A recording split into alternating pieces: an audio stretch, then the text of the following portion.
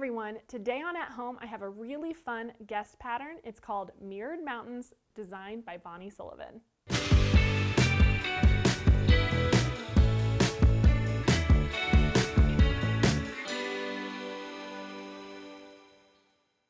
All right, so up first you're going to want to pick up this Mirrored Mountains pattern. She has some great tips in here as well as some recommendations for some different colorways. I went ahead and followed her directions for the Stormy Seas palette, which is what this package of 10-inch flannel squares I chose is called, which is so cozy. I absolutely loved working with this flannel. It just makes a really beautiful snuggly quilt, which is perfect for winter time that we're in right now.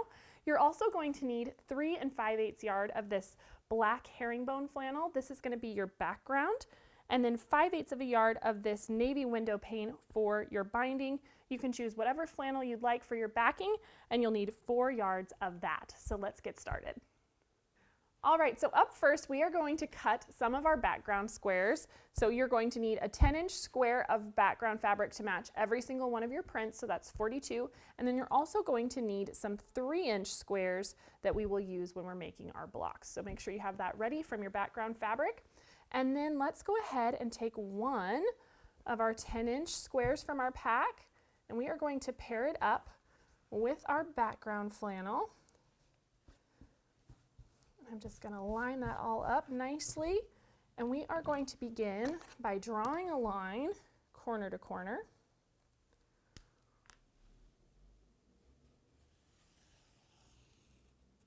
There we go. And then we're going to take this to the sewing machine and we are going to sew a 1/4 inch away from that line on both sides. So let's go ahead and do that. Alrighty. So if you stack a bunch of these up, you can chain piece down one side and come back the other. And it will save you quite a bit of time. But I'm just going to go ahead and do one, and we'll flip it around and come down the other side.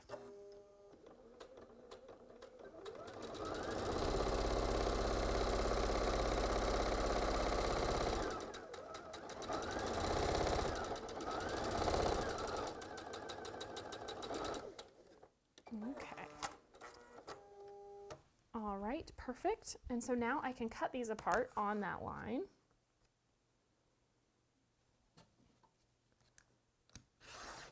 And we can go ahead and press these open. I like to roll those back to the dark side. If you're worried about bulk, you could open your seams here. I never do. That's just my preference.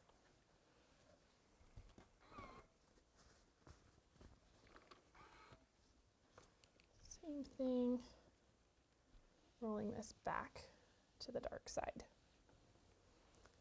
So once we have these pressed, we are actually going to square these half square triangles to 9 inches. So I've got my 10-inch ruler here, and I am just going to begin. I want to cut both sides so that I know it's nice and straight. So I'm going to line my seam up on the 45 line of my ruler, and I can see here I have, a little bit more than 9 inches currently. So there, we'll make that first cut. If you have a rotating mat, might be helpful, but otherwise you can just flip it around. And now I'm going to line that up right on 9 inches. Again, making sure that that 45 line is going all the way corner to corner, because we want to make sure that that seam is going right into our corner.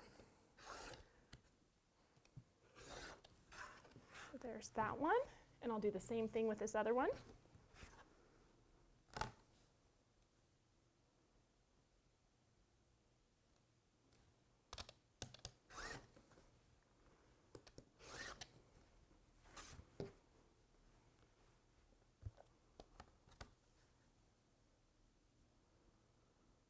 Okay, again, lining right up on the 9, checking that 45 line, make sure everything is straight, and then making those last cuts.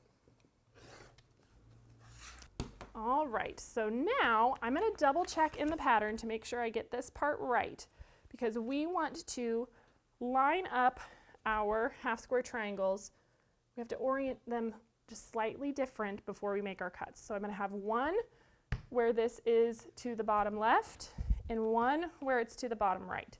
So if your colors are coming together in the middle, you know you've got it right. And then we are going to take our ruler and we are going to cut 3-inch strips across our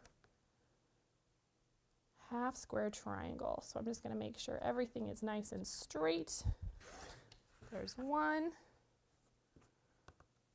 coming over 3 inches.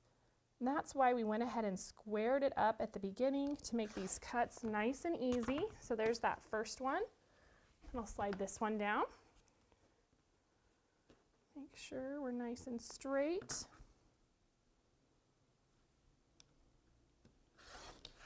One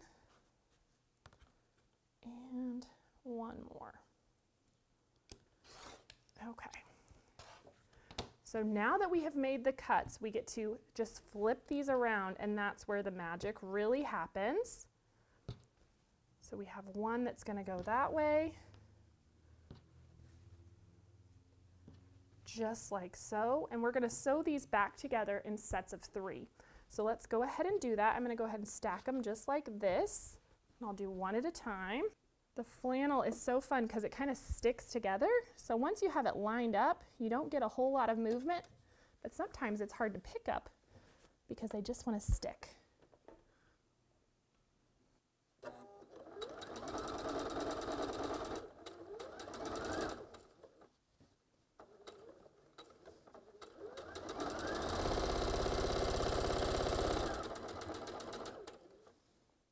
Okay, there is one. Just going to open that up, add my next strip.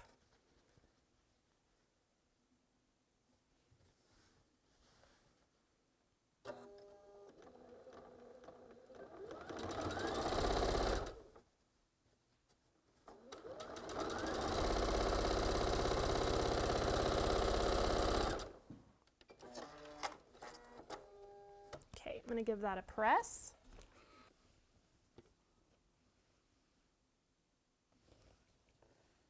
Make sure it's laying nice and flat.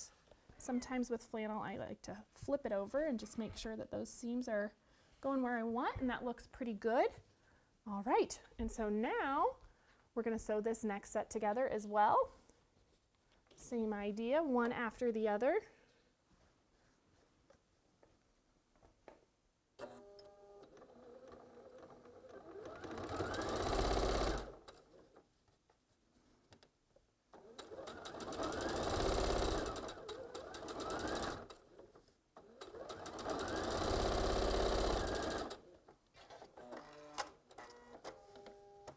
Open it up and add our last strip.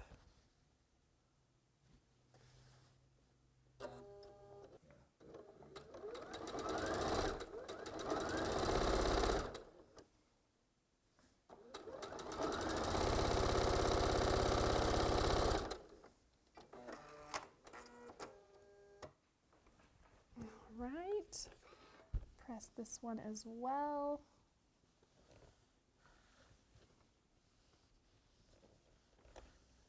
Looks like I missed a little spot right there. I'm going to go ahead and take care of that so I don't regret it later.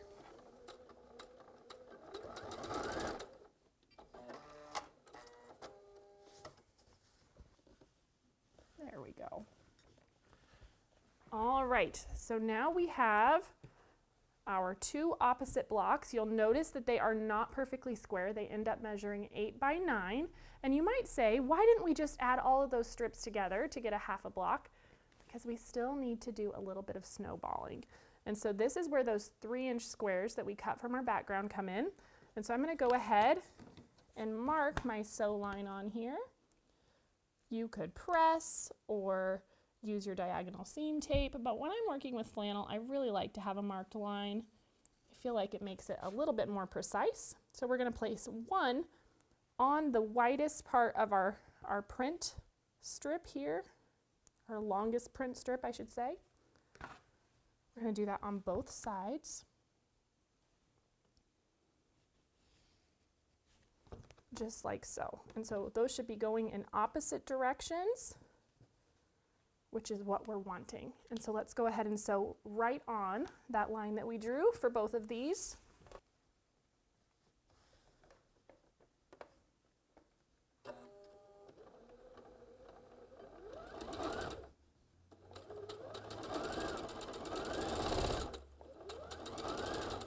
There is one, and I'm just going to slide this in right behind it.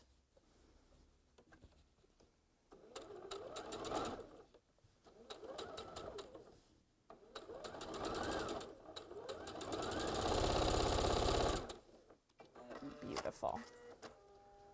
Okay, so now we can trim these apart, and we can trim off the extra here, leaving our 1/4 inch seam allowance. There's one,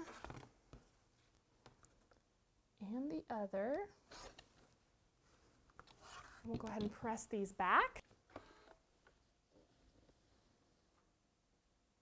There's one and two. And so then the last thing that we need to do is we're just going to put these together, matching up that middle, and we're going to sew them together in a set.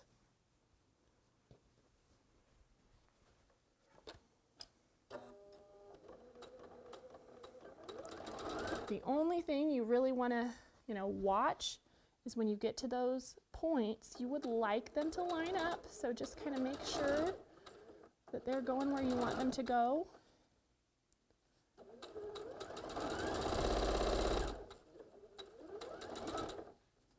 Or at least close to where you want them to go, right?